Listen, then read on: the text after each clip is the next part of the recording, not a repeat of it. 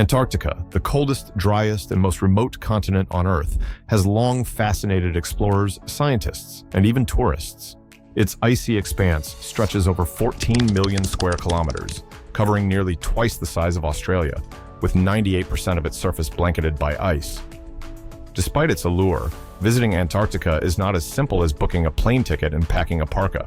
From legal restrictions and extreme weather conditions to the environmental protection protocols in place, a multitude of factors contribute to why you, the average person, can't just hop on a flight to the South Pole. In this script, we'll delve into the reasons that make this frozen desert one of the most difficult places on Earth to visit. We'll cover legal regulations, environmental concerns, logistical challenges, and the role Antarctica plays in the world's scientific community. So, if you've ever dreamt of setting foot on the southernmost continent, here's why it's more complicated than you might think. 1. The Antarctic Treaty System. One of the primary reasons you can't just book a vacation to Antarctica is the stringent legal restrictions in place governed by the Antarctic Treaty System, ATS.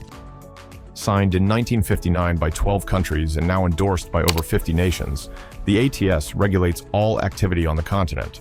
The treaty stipulates that Antarctica is a scientific preserve devoted solely to peaceful research.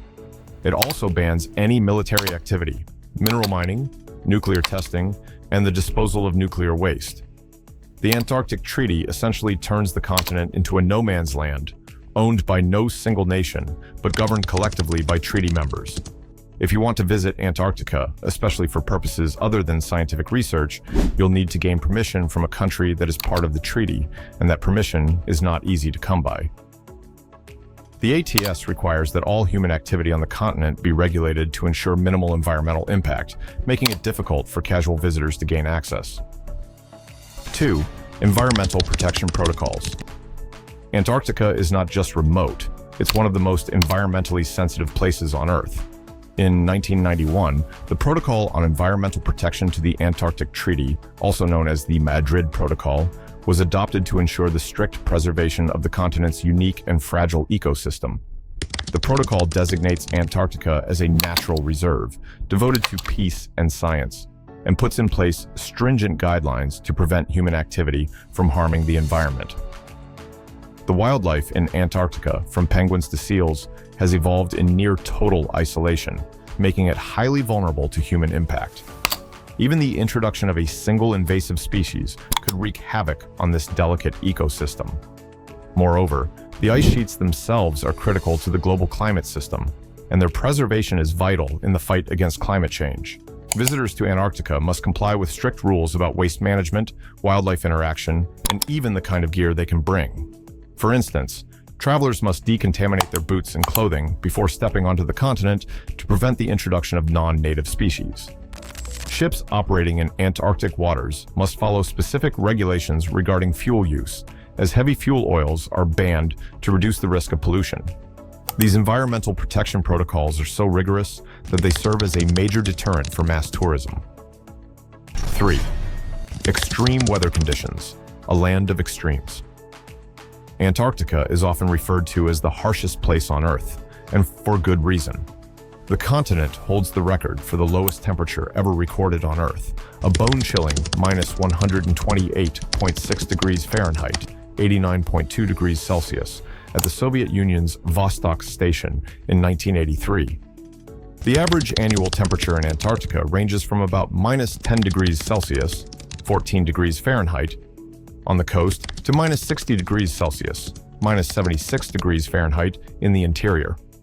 The weather is not just cold, it's unpredictable and unforgiving, with blizzards capable of lasting for days. Even during the Antarctic summer, November to February, when temperatures rise slightly, conditions remain inhospitable to all but the most well-prepared visitors. The sun never sets during this time, leading to 24-hour daylight, which, while fascinating, can be disorienting for those not accustomed to it. During the winter months, the opposite occurs, and the continent is plunged into a prolonged period of darkness. The combination of freezing temperatures, high winds, and vast, featureless expanses of ice and snow makes it one of the most dangerous environments on Earth. For tourists or non-scientific personnel, the extreme weather conditions pose a significant barrier to entry. Without proper training, equipment, and knowledge, surviving in Antarctica is a near impossible task. 4. Logistical challenges. Getting there isn't easy. If you still think you could manage the legal hurdles and environmental regulations, there's another reason why you probably can't go to Antarctica. Getting there is a logistical nightmare. Unlike other travel destinations, you can't just book a direct flight to Antarctica.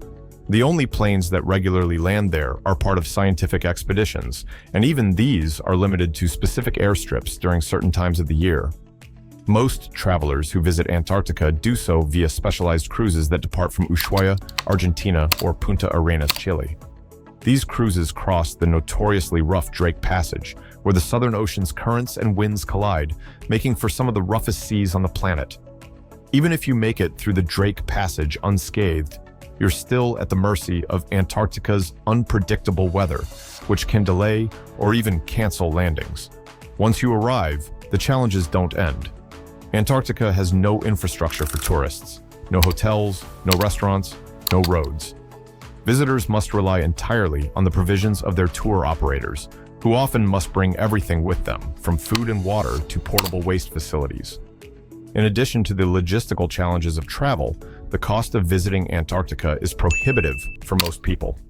A typical Antarctic cruise can cost anywhere from $5,000 to $15,000, with luxury expeditions going even higher. For many, the expense alone is reason enough not to go. 5. The role of Antarctica in science, a global research hub. One of the most compelling reasons why you can't just visit Antarctica is the continent's critical role in scientific research. Antarctica serves as one of the world's most important scientific laboratories, providing insights into climate change, glaciology, biology, and even astronomy. The extreme conditions and isolation make it the perfect place for studying phenomena that can't be replicated anywhere else on Earth. The continent is home to numerous research stations operated by countries from around the world. Scientists in Antarctica are often studying climate data from ice cores, which provide a historical record of the Earth's atmosphere going back hundreds of thousands of years. This research is crucial for understanding the impact of human activities on the global climate. Astronomers also benefit from Antarctica's clear, dry skies, which provide an ideal environment for observing cosmic phenomena. The continent's lack of light pollution makes it one of the best places on Earth for studying the universe. Due to the importance of scientific research, access to Antarctica is highly restricted. Most visitors are scientists or support staff who must undergo rigorous training and follow strict protocols. The average person simply doesn't have the qualifications or the purpose to justify a visit to this global research hub. 6. The future of Antarctic tourism, a delicate balance. While visiting Antarctica remains difficult, it's not entirely impossible. Over the past few decades, there has been a growing interest in Antarctic tourism, with a limited number of tour operators offering cruises to the continent. However, this has sparked a debate about the impact of tourism on the fragile environment. The International Association of Antarctica Tour Operators, IAATO, works closely with governments and the ATS to regulate tourism and ensure that it is sustainable. Tourists are only allowed to visit certain areas, and they must be accompanied by guides who ensure that environmental regulations are followed. That being said, there are growing concerns about the long-term impact of tourism on Antarctica's ecosystem. Even small numbers of tourists can have a significant impact, from disturbing wildlife to leaving behind waste. As interest in visiting Antarctica grows, there may come a time when stricter regulations are put in place to limit human presence on the continent even further. Why you can't, and maybe shouldn't, go to Antarctica. In the end, the reasons why you can't go to Antarctica are clear. Stringent legal regulations, environmental protection protocols, extreme weather conditions, logistical challenges, and the continent's critical role in global scientific research. While the allure of visiting the last great wilderness on Earth is undeniable, it's important to remember that Antarctica is not a typical travel destination. It is a place of unparalleled beauty and importance, but also one that demands the utmost respect and care. For now, most of us will have to admire Antarctica from afar, through documentaries, books, and the research of those brave enough to venture there. And perhaps, given the continent's fragility and the challenges it faces, that's exactly how it should be.